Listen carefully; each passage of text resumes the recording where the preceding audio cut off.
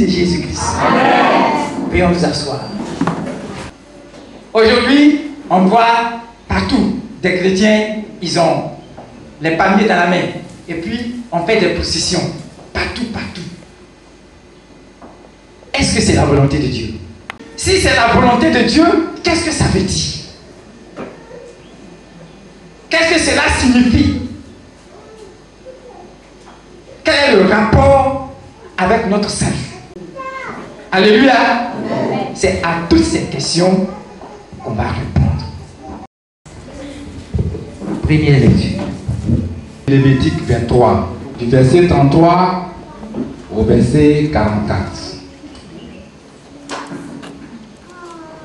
L'Éternel parla à Moïse et dit: parle aux enfants d'Israël et dis: le 15e jour de ce 7e mois, ce sera la fête des tabernacles à l'honneur de l'Éternel pendant 7 jours. Le premier jour, il y a une sainte convocation. Pendant 7 jours, vous offrirez à l'Éternel des sacrifices consumés par le feu. Le 8e jour, vous aurez une sainte convocation et vous offrirez à l'Éternel des sacrifices consumés par le feu. Et ce sera une assemblée solennelle. Vous ne ferez aucune œuvre servile. Telles sont les fêtes de l'Éternel, les saintes convocations que vous publierez, afin que l'on offre à l'Éternel des sacrifices consumés par le feu, des holocaustes, des offrandes, des victimes et des libations, chaque chose au jour fixé. Vous observerez en outre les sabbats de l'Éternel et vous continuerez à faire vos dons à l'Éternel, tous vos sacrifices pour l'accomplissement d'un vœu et toutes vos offrandes volontaires. Le 15e jour du 7e mois, quand vous récolterez les produits du pays, vous célébrerez donc une fête à l'Éternel pendant 7 jours. Le premier jour sera un jour de repos et le 8e sera un jour de repos. Vous prendrez le premier jour du fruit des beaux arbres, des branches des palmiers, des rameaux d'arbres touffus et des saules des rivières, et vous vous réjouirez devant l'Éternel, votre Dieu, pendant 7 jours. Vous célébrerez chaque année cette fête à l'Éternel pendant 7 jours. C'est une loi perpétuelle pour vos descendants. Vous la célébrerez le 7e mois. Vous demeurez pendant 7 jours sous des tentes. Tous les indigènes en Israël demeureront sous des tentes, afin que vos descendants sachent que j'ai fait habiter sous des tentes les enfants d'Israël, après les avoir fait sortir du pays d'Égypte. Je suis l'Éternel, votre Dieu. C'est ainsi que Moïse dit aux enfants d'Israël quelles sont les fêtes de l'Éternel. Amen. La deuxième lecture est tirée du livre de Matthieu, Matthieu chapitre 21, du verset 1 à 9. Lorsqu'il s'approchait de Jérusalem et qu'il fut arrivé à Bethphagée, vers la montagne des Oliviers, Jésus envoya 2 de ses disciples en leur disant: allez au village qui est au-devant de vous. Vous trouverez aussitôt une ânesse attachée et un ânon avec elle. Détachez-les et amenez-les-moi. Si quelqu'un vous demande quelque chose, vous répondrez: le Seigneur en a besoin. Et à l'instant, il les laissera aller. Or, ceci arriva afin que s'accomplisse ce qui avait été annoncé par le prophète. Dites à la fille de Sion: voici, ton roi vient à toi, plein de douceur, et montez sur un âne, sur un ânon, le petit d'une ânesse. Les disciples allèrent et firent ce que Jésus leur avait ordonné. Ils amenèrent l'ânesse et l'ânon, mirent sur eux leurs vêtements et le firent asseoir dessus. La plupart des gens de la foule étendirent leurs vêtements sur le chemin. D'autres coupèrent des branches d'arbres et en jonchèrent la route. Ceux qui précédèrent et ceux qui suivaient Jésus criaient: Hosanna au fils de David! Béni soit celui qui vient au nom du Seigneur! Hosanna dans les cieux très haut. Amen. Nous avons lu deux textes. Lévitique chapitre 23, verset 33 à 44. Et puis Matthieu chapitre 21, verset 1 à 9. Quel est le lien entre ces deux textes? Ces deux textes vont nous amener à répondre aux questions que j'ai posées d'abord. Alléluia. Lorsque Jésus entre à Jérusalem, c'est au moment de la fête de Pâques. Alors que dans Lévitique 23, il s'agit de la fête des tabernacles. Ça ne se passe pas au même moment. Mais quel est le lien? Alléluia. Donc c'est ce que nous allons expliquer.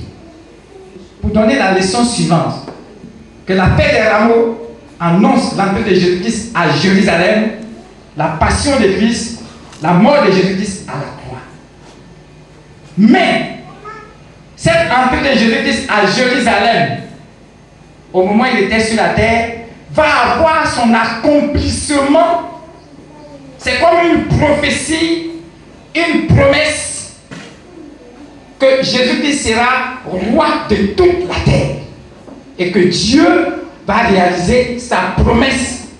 Quand il dit il y aura de nouveaux cieux et une nouvelle terre, pas de pleurs, pas de maladie, pas de ceci, cela, c'est le règne de Jésus-Christ.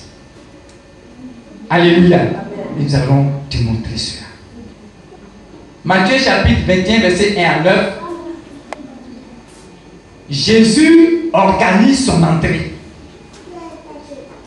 C'est Jésus lui-même qui organise son entrée de manière triomphale. Ce n'est pas quelqu'un qui a dit à Jésus, aujourd'hui on te reçoit triomphalement.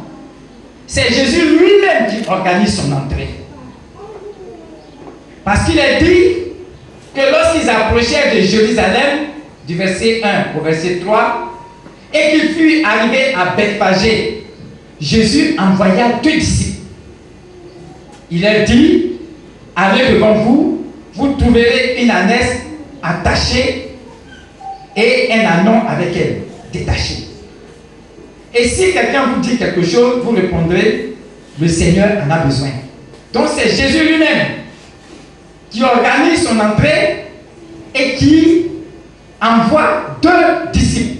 Et lorsque Jésus les envoie, les personnes à qui appartiennent l'ânon et l'ânesse n'ont pas fait de difficulté.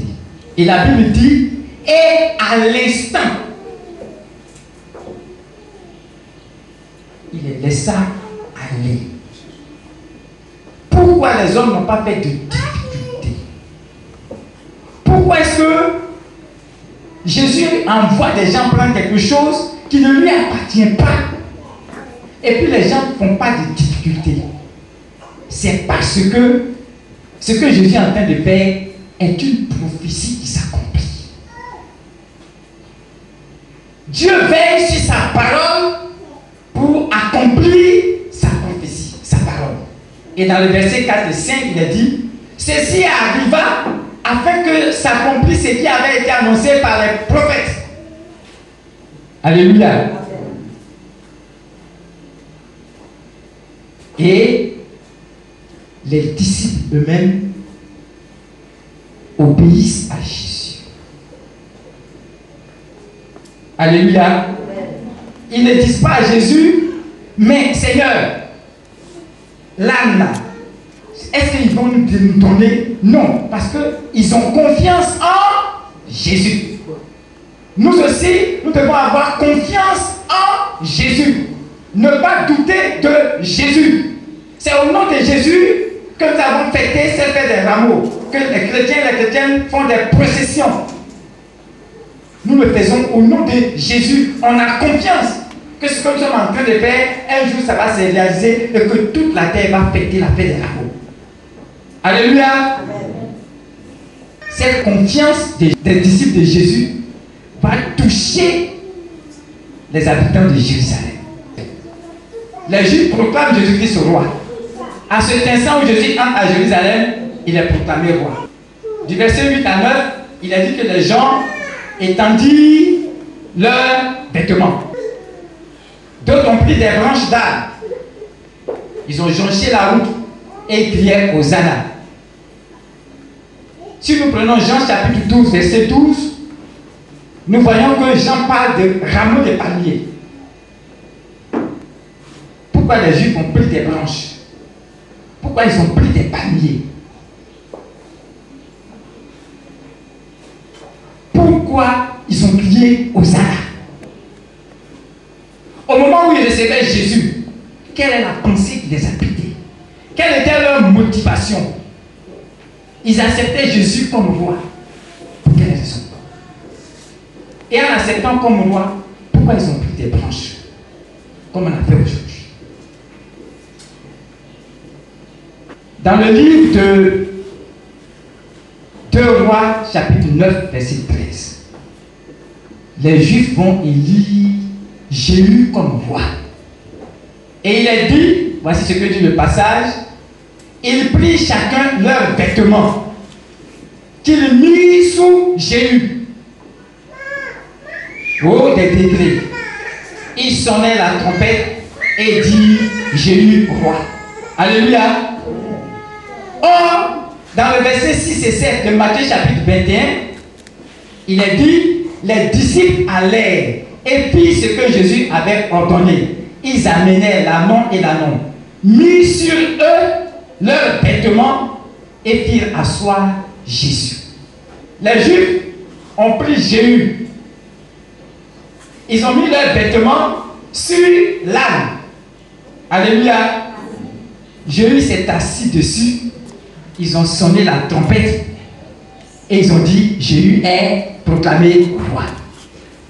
Donc les disciples de Jésus, quand ils vont prendre l'ânon, ils mettent eux aussi leurs habits. Ce sont des Juifs. Ils ont leurs coutumes, leurs règles pour proclamer des rois. Donc les disciples eux aussi, ils mettent des habits sur l'âne. Jésus s'assoit dessus. Donc quand Jésus entre à Jérusalem de manière officielle, de la manière dont il est rentré, aux yeux de toute la nation juive, Jésus se proclamait roi. Alléluia. Vous avez dit, mais c'est vrai, dans le cas de Jéhu, on n'a pas vu les branches des rameaux. Mais, et les branches des rameaux, ça servait à quoi? Pourquoi les Juifs ont utilisé les branches de rameaux? Est-ce que les vêtements, Jésus assis sur l'âne, ne démontraient pas suffisamment qu'il venait en tant que roi? Est-ce que cela ne suffisait pas? Pourquoi le feu de rameaux? C'est ça qui va nous amener au texte de Lévitique. Pour comprendre la motivation des Juifs. Depuis la dernière prophétie, le